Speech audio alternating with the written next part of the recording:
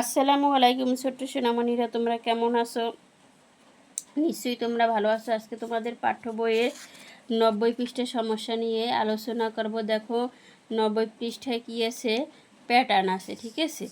এই যে প্যাটার্ন, একটা ক্যাপ একটা টুপি, একটা ক্যাপ একটা টুপি, একটা ক্যাপ। তোমরা নিশ্চয়ই এখন বলতে পারছো যে একটা টুপি হবে। এখানে কি হবে? একটা টুপি হবে।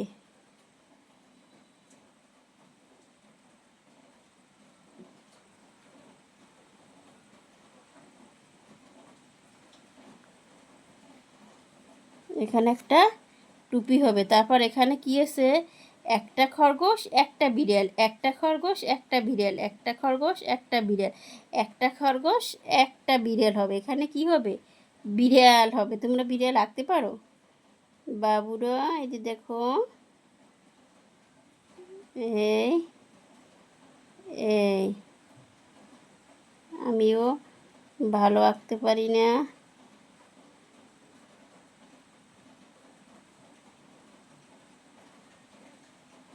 এখানে একটা বিড়াল হবে। তারপর দেখো এইখানে, এরপর কি হবে? ক খ ক খ ক খ ক, তারপর কি হবে?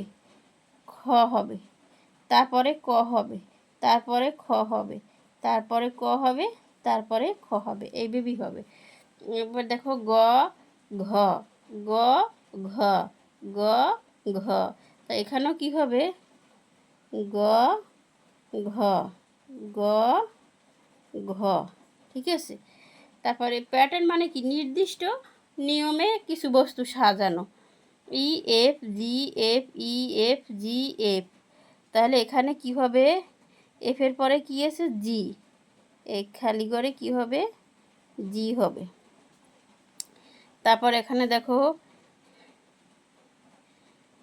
এক দুই, এক দুই, এক দুই, এক, একের পরে কি আছে?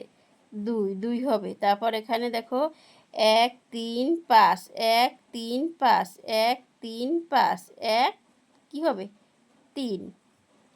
এখানে আছে সাত পাঁচ, সাত পাঁচ, সাত পাঁচ, এখানে কত হবে? পাঁচের পরে সাত হবে। তারপর দেখো এখানে কি আছে?